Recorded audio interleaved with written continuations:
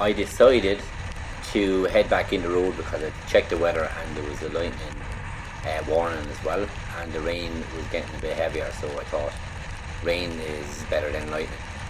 So I said I'd come back in the road, and yeah, let's just say I got a little wet.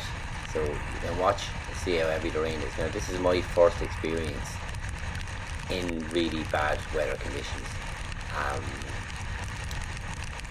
and yeah, it was tough going, as you'll see now as we're coming up to the bad weather. But I was delighted with how I handled it. I didn't touch the brake at all on the whole way in, and anything I was doing was all gentle inputs as well.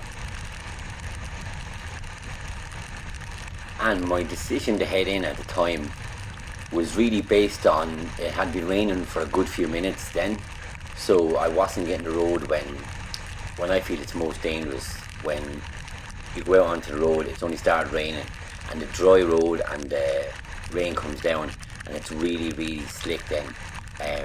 So it'd been raining for quite a while, and like I said, with the lightning warning, I said I'd go in after it had rained for a while, and then the roads were going to be much better. I did no experience here in driving in heavy rain like this. It was torrential rain at some stages as well. But you know something, I absolutely loved it because it was 1,000,000% concentration. I was gentle, like it was like gentle inputs I was putting into the bike. So as you can watch in the video, I'm not using the brakes at all. I'm not going near any of the brakes at all, because if you go near the brakes, then it's giving it a chance to skid. So not going near any of the brakes. And why I'm doing that, and why it worked so well, was I was giving myself the distance. Look at the distance of the truck in front of me. That's the distance I was giving myself, and I had plenty of distance behind me then as well. So I was controlling my speed, and that's how I use the brake less, because doing my IBT, the module 5, the instructor Mick Smith taught me to use the front brake a lot less. I was using it the whole time, but this has taught me, if you're going the right speed, you're not going to use your brakes as much. Only in an emergency that you'll need your brakes. So that's how to ride better. So I actually probably use the brakes 90% less than I ever did before, because I've learned that skill, and I'm still learning that skill of riding the bike and not having to not going over the speed the whole time, and then having to use your brakes to slow down and be on an emergency every couple of 100 yards or whatever. For me, that's the best way, and if anybody who's only a beginner, I would definitely say that, because that's what the instructor gave me, and he's a class above. Obviously because he's an instructor and he's worked with many people, and it sounds so simple, but I'm sure before I learned that, it wasn't even something I thought about. So if your speed is good enough, as in if your speed is manageable, controllable, then you don't need your brakes to slow yourself down. Obviously you need your brakes for roundabouts and stuff like that as well, and like I said, emergency. But for me, I control my speed, so that means I don't need to use the brakes. If you can see here, I'm all the way in, look, and I'm still probably going 100 kilometers, you know, but it's in that weather, and it's to know that I'm comfortable and I wasn't on top of the van or any of the vehicles in front of me as well.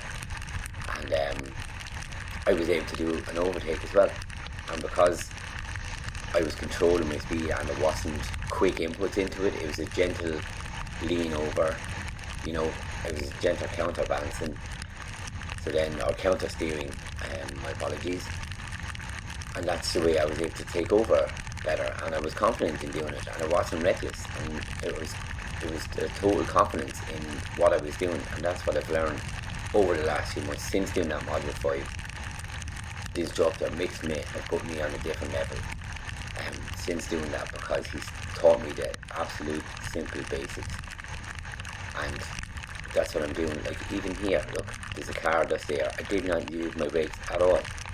I just slowed down because the engine braking is actually fairly good on the phaser as well.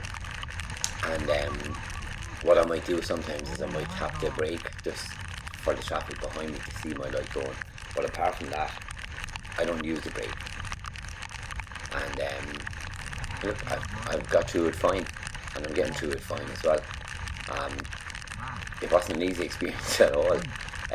By this time I could feel the cold clinging onto me, and it's not a nice feeling at all. The gloves now, they done the business, they were so true. It started to take me a couple of days to dry all of my gear. What I done, and it's great, it sounds simple as well, is use some paper. Just put the paper in and that'll soak it up, and then, like I've seen some people have the radiators on, so that was my way to do it without having to use the heaters and stuff like that. So that's a good tip. And I'm going to leave off talking for now. You can hear how bad the rain was, and like I said, thanks for tuning in, and enjoy the rest of the video, and have a good day, and we'll talk to you again soon. Deise REV'IT out.